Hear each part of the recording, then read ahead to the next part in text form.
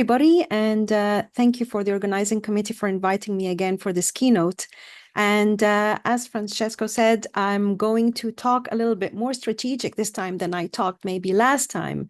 And I'm hoping this time to talk a bit more generically about what considerations to take into account when a practice or an organization is first time thinking about how to implement AI.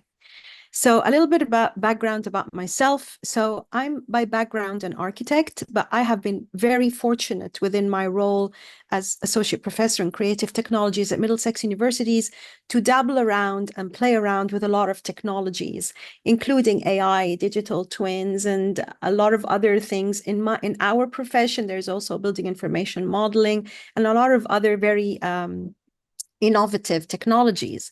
I also have a few roles in industry. So I am co-author of the Chartered Institute of Building AI Playbook, which came out this year, if anyone would like to check it out, and a position paper on digital twins and other guidance documents, for which I was also fortunate to get a couple of awards this year. But what I would like to talk to you about, first of all, a little bit about how AI is used in the built environment, in construction, and from then on, a 12-step strategy that I believe can be very beneficial when one starts to see how one would like to implement AI within their projects or on a wider scale within their organizations. And then I'll move on to a bit of a passion of mine on how that relates to the Sustainable Development Goals, which is, again, a focus that I've been working on in the last few years. So I just want to start with a few case studies in the built environment on usage of AI. So I don't know if anybody has seen this, but this is sort of like a 3-stage maturity timeline that was coined, well, it was coined by the CIOB. And we basically look at AI as more or less consisting of 3 main stages. The first one, which is the narrow artificial intelligence, is all of these great AI apps that we've been having for years now, like, for example, Google Translate, Alexa, all of those weird and wonderful predictions that you get on YouTube and other things which detect your preferences and maybe tailor what you get online based on them.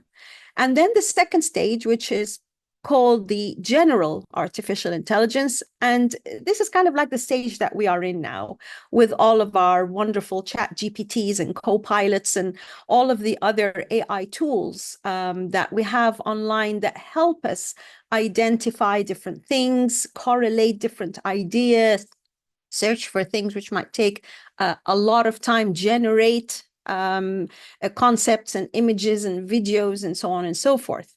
The third stage, which I think we're a little bit way off now, and we're not there yet, is the super artificial intelligence, but which we see in our lovely movies that we have out there, like our Terminators and all of the other stuff.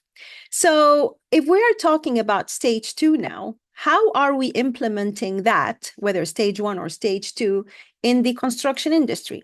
Now, of course, this is not new knowledge for you. Everybody here, of course, is aware of the different branches of AI, whether it's NLP, natural language processing, fuzzy logic, expert systems, robotics, neural networks, and so on. The one which I maybe want to talk about a little bit or focus on a little bit more is machine learning. And machine learning also has 4 types of algorithms.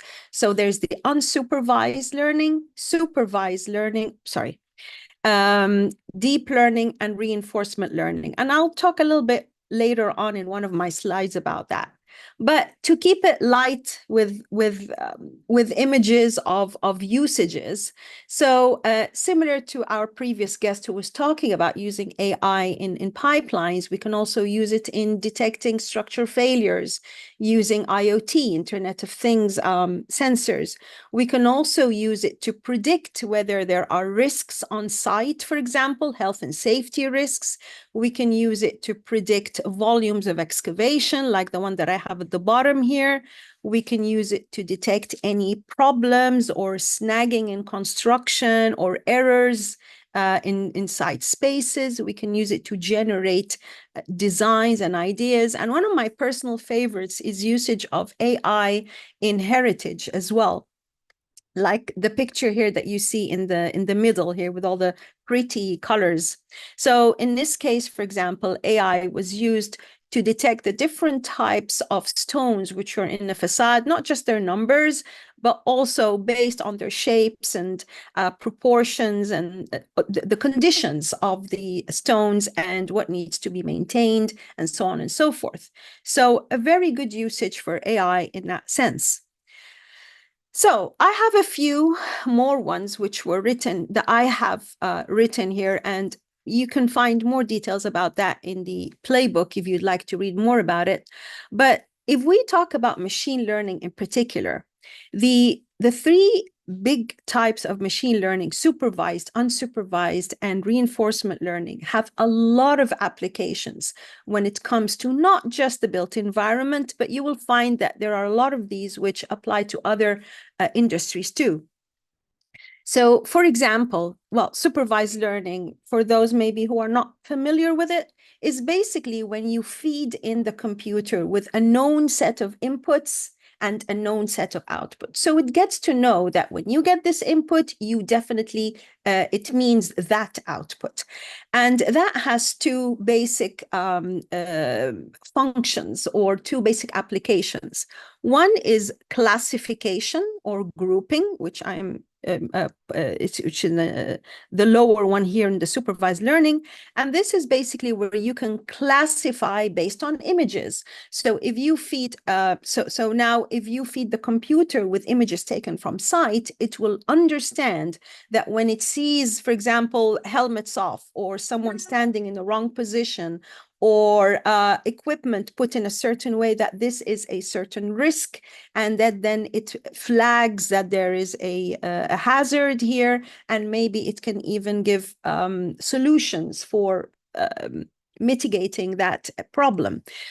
So in security as well. So it might detect access methodologies to a system and be able to understand whether there is fraud that is happening here or illegal attempts or something.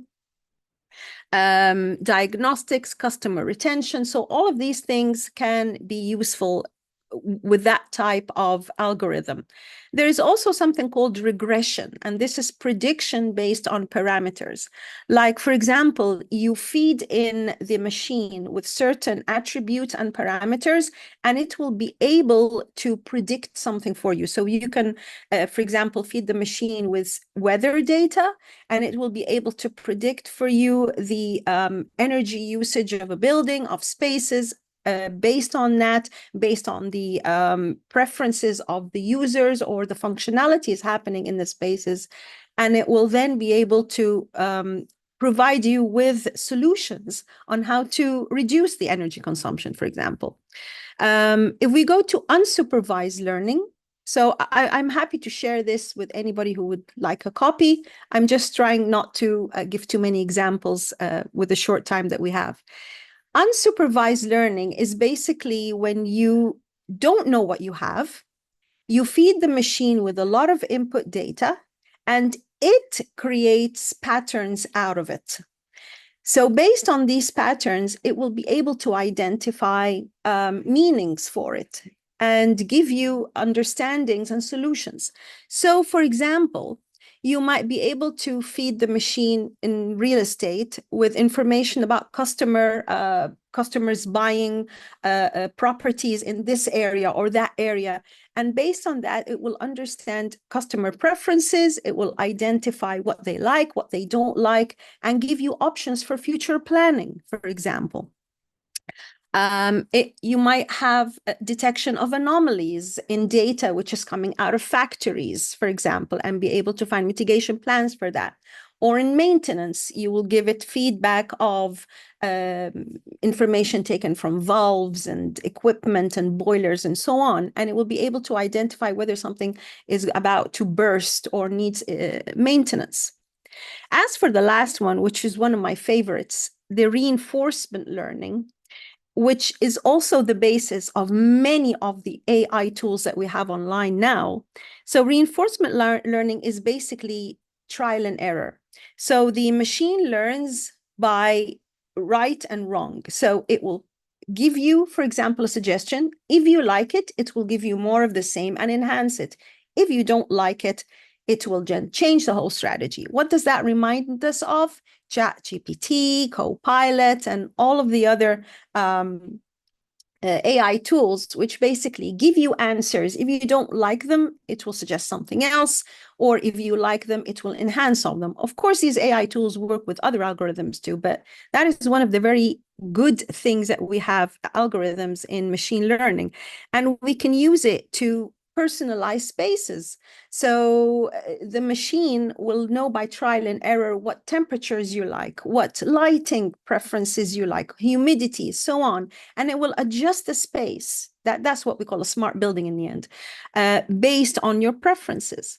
Same thing with virtual reality. You might go in and give your own preferences and so on, and it will adjust based on what you like.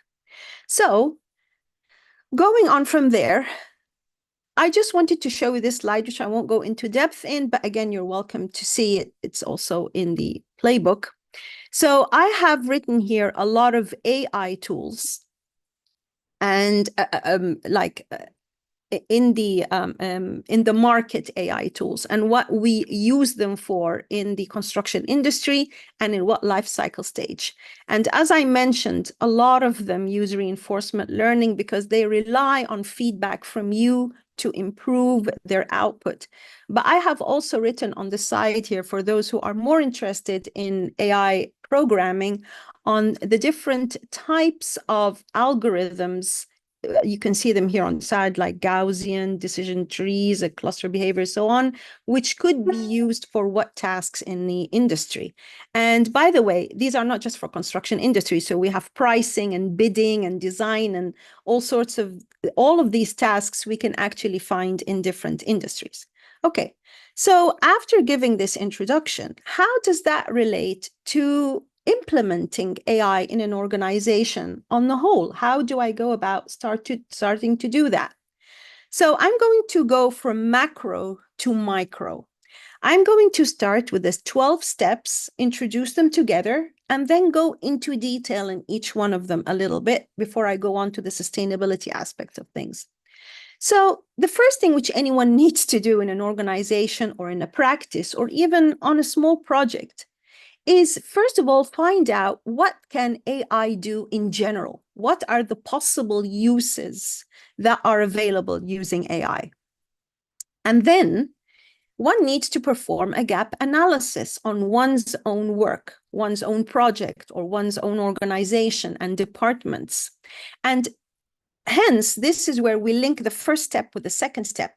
What of the AI use cases that I found generically can actually be helpful for us, for our internal needs, for what's missing for us to optimize our performance? The next step, after defining what use cases we would benefit from in AI, is to understand or define who we need to work on this. So what skill sets are needed in order for us to start doing these AI integrations? Do we have any of them in-house? Do we need to outsource them? Do we need to outsource those skill sets? Do we need to train people in-house and so on and so forth? So this basic understanding of the skill sets that are required, short-term, long-term. We then need to decide, are we going to use off-the-shelf tools that are out there or solutions, or do we need to create some ourselves? And if we are going to create some ourselves, that's step number 5. What parts of the use cases that we have identified in step 2 need those custom solutions? Because maybe some things can be done using generic market or off-the-shelf solutions, but some need to be done in-house. created from scratch? And if so, what type of AI do we need? Do we need fuzzy logic? Do we need machine learning? Do we need NLP?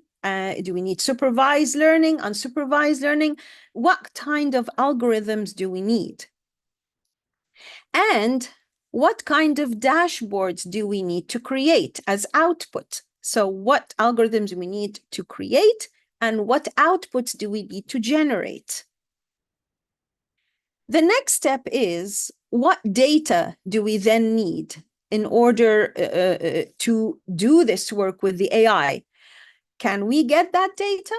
Is it missing? Can we acquire it? In the case of in the construction industry, for example, can we get that data from our buildings?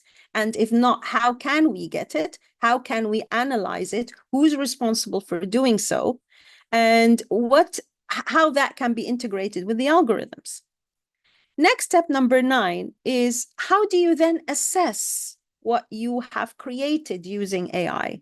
Do you need to create any specific key performance indicators? How often do you put them? How often do you use them for assessment and monitoring? The next step, are there any risks involved in this whole step, this whole process? Are there any legal aspects that one could be liable for, or the company could be liable for during these processes? The next step is, how often do we then update all of the system? And finally, do you already have systems in-house? In the case of construction, for example, we might have facilities management software that we already use on our buildings. Do we need to integrate that AI with it? How can we do that? And what resources would be needed for that? So these are the main 12 steps that one can think of in order to implement AI within a practice, organization, or within a project. And I'd like to go a little bit further into that. So here are the 12 steps on the side. There are actually some considerations which need to be taken into account when doing those 12 steps. The first one is, how are you going to establish an AI working group, or actually establishing one? You need to establish a working group within your organization. And that, of course, affects the first ones of the 12 steps. I had a project which I talked about in my last keynote on the summit, where we had identified, we were trying to implement AI solutions within a heritage building. And we actually found out that we needed all of these skill sets that you see on the side here on the project. When we started, we had no idea we were going to need all of that. I never even imagined that we would need something called a prompt manager. Seriously, someone who knows how to write prompts in existing AI. Of course, we needed a coding programmer. We needed a data mining analyst for all of the data that we were going to collect from the IoT sensors, a visual analyst to be able to create the dashboards for our AI solution, a training data coordinator. That again was one of the ones which I didn't even put into account. Thank goodness I had budget for it. So training data coordinator is someone who would basically train the machine with all of the data sets. And of course, you would need to first identify whether you're going to train supervised, unsupervised, reinforcement, whatever. Predictive data analyst who would predict the validity of the data outputs that are coming out of the solution. Technology platform coordinator for the compatibility of all of the systems together. A sustainability programmer, because we were using that for sustainability. An ethics officer, that again was another one that we did not necessarily think had to be a separate role because of all of the aspects of ethics with AI. And a security specialist, so that because this building that we were working on, Heritage, was managed by the Ministry of Antiquities in Egypt. So we had to have someone for security. Anyway, not to elongate this more, but the next step which I want to talk about, which you need to consider as well, is how is AI and all of the processes that we're talking about align with the company's mission and vision, its objectives and business strategy? How is it aligning together? In construction, we have something called an organizational information requirements document. And that basically talks about all of the business aspirations of a company from its assets. So we need to align them with whatever gap analysis we're doing. The next step is understanding where we are and where we want to be. So when we're talking about AI maturity level, okay, so what do we currently have? How does that relate to existing solutions that are out there in AI? Are we able to implement them or not? Do we have the maturity enough to be able to produce custom solutions, program custom solutions or not? We need to be aware of that. The next step is understanding that once you start creating a solution, or even if you use bespoke solutions, you have to pilot them. You have to test them on a test project. I'm not talking about construction, I'm talking in general. And you need to define what that test project is going to be and what its evaluation metrics are going to be. And that affects steps 6 to 9 in the 12-step strategy that I mentioned. The next one is related to something that not many of us think about, and that is governance and ethics. What are the risks? What rules do we need to address or look for nationwide, globally? And again, I'll talk in detail about that. The next one is anything related to culture, infrastructure, the different data needs, the supply chain, and so on and so forth. And lastly, the repetition of it, or the maintenance of the system. What do we learn and refine and change going forward? Because these 12 steps are actually repetitive. You can, or not you can, you have to repeat them with the advancement of AI from time to time. So if I go a little bit further, and I'll be short, I won't read everything small boxes, but I'll try to give a bit more detail about those considerations that we need to take into account. So what are the benefits and outcomes of AI? What are the key challenges? Who are the stakeholders and beneficiaries within the organization? And how will you communicate with them? These are some of the questions which you can think about when you're taking these things into consideration. I've talked about what are the AI solutions, potential AI solutions, but it's important to think about how do you prioritize them and validate them? How do you test them and deploy them? How do you ensure the usability and accessibility and user experience? We talk a lot about user experience and interfaces. That is very important. The next one is related to current capabilities and resources, gaps and barriers, best practices maybe from previous projects or previous projects in our industry that other people have done. Is there any effect of the market, the customers in the market, regulatory regulations and so on? Are there any effects to these? When regarding metrics, metrics is extremely important on how we are going to give feedback on the results of the AI. How do you collect the outputs? How do you analyze them? How do you report on them? How do you share and communicate them? How do you audit them? Very, very important. Regarding governance, so what values will guide AI? Is there an ethics manual related to AI in the company? What policies, government policies or global procedures or standards do you follow? Are you transparent with your stakeholders about the different aspects and possible problems of AI that will result from using it? Is there any bias or discrimination or harm? And how do you mitigate for that? We all know that there is possible bias even in off-the-shelf tools that we have in industry. So are we taking that into account?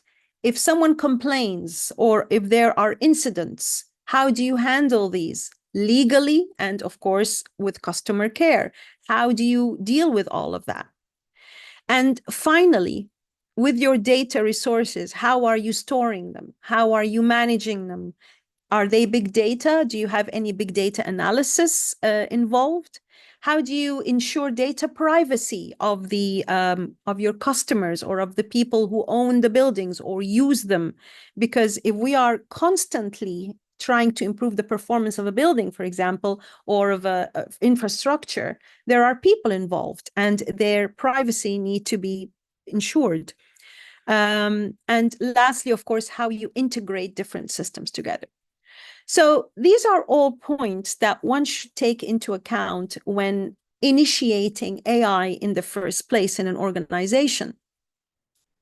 The last part, which I'd like to talk about, which I'll do very, very quickly, is the relationship between AI and sustainability. Now, all of the things that I mentioned before are generic that any organization can put into place for implementation of AI. But one of the things which we might not take into consideration is how that affects a sustainable environment. And I'm a complete avid advocate of the UN Sustainable Development Goals. And I'm one of the people who has been fighting for a few years now to say that actually we can implement all 17 in any industry, whether it's construction, whether it's pharmaceuticals, whether it's automotive, whatever it is possible to implement all 17 of them. And in my last keynote, I even gave an example of how we did that. But there are 4 categories of the UN 17 Sustainable Goals. So there are the technical ones, which we always do in construction or try to do, like better indoor climate, clean water, affordable energy, industry innovation, sustainable communities, responsible consumption of energy, climate change, and so on. Then there is the social ones, which people always forget in our industry, related to no poverty, zero hunger, reduced inequalities, and so on. Environmental as well, people don't look into, like, what have we got to do with life underwater and life on land? People forget these. Yes, they take care of climate change because of CO2 emissions, but the others are not necessarily looked into. And governance or economic, like partnerships and strong institutions and so on. But we also learn and know that the UN has this document here, the tier classification global SDG indicators, which has very practical key performance indicators inside it, as we can see here in this. This is an excerpt from the document, which is just a big table with a lot of key performance indicators for each of the 17 UN SDGs. And I have tried to highlight here a few which could work with our construction industry, and we can even tweak them more. So are we using any of these in our organizations? Are we trying to align with the UN SDGs? Is that part of the organizational strategy with the usage of AI as well, or not? So maybe that's what I wanted to discuss here. But actually we can. So this is, for example, a diagram which I developed, which shows that using the UN Sustainable Development Goals, all 17 of them, we can achieve building resilience in 4 different ways. Economically, for the people involved, for climate change, and for governance. I didn't create this from scratch, but I used something smaller and built on it to add all 17. It only contained some of the 17 before. The thing is, we can employ AI in every single one of these. AI could be used to identify, of course, energy consumption, carbon emissions, clean energy, but it could also be used to identify which areas are suitable for agriculture and maybe steer away from them when we plan our next site planning to build buildings. It could also use IoT to identify the levels of pollution in water and make the predictions on whether these are connected to eutrophication of the soil from nearby sites, construction sites. This is how we can use AI to connect between the different data in our communities. It could also be connected to identify the work patterns in communities based on the construction projects. I'm talking about my particular industry now. It could also be used for identifying the connection between consumption of materials and the projects happening in a certain area, or deforestation and construction projects. So AI is very, very useful in these predictions. And I wonder whether organizations take advantage of that or not. I just wanted to raise that. Circularity as well. So I'm going to go on to my next slide, which talks about even if you want to make your house green. So there are many things here which you can use AI to predict: how much rainwater is harvested, the indoor climate, ventilation, lighting, humidity, even the usage of water inside the internal facilities. A lot of these strategies which we talk about to improve a house can be detected by AI in order to provide solutions for better performance. These are other ones which are related to other things like waste and circularity and, for example, cost effectiveness, water conservation. There are many, many aspects here which AI could be involved in on organizational level to improve the built environment going forwards. This is one, for example, which definitely could be useful for AI. You have a lot of materials which you can choose from when you're building. And we know, for example, that these ones here that I have the arrows on have very low carbon emissions if you're building a building like stone, concrete, bricks, and so on. However, even though concrete here appears to have a low carbon emission, is it circular? Does that mean, can we reuse it once the building is demolished? Probably not. So this means that even though the embodied carbon here in creating it might not be too high. However, because it's not reusable, it's not maybe the best option. Maybe it's better to use steel or use wood, which can be reusable. And by the way, this is a chart that I got from a data bank. So I didn't create this. I didn't show these numbers. So again, AI can be used in order to differentiate the smart option here of whether to use some materials over others based on several aspects of using them. So with that in mind, just a reminder again of the main 12 steps. And just to think about which of these could be applicable for us. But if I was to ask anybody to do anything, is to please consider where sustainability falls into place in this 12-step strategy if you're thinking about implementing AI. And thank you very much. That's all from me.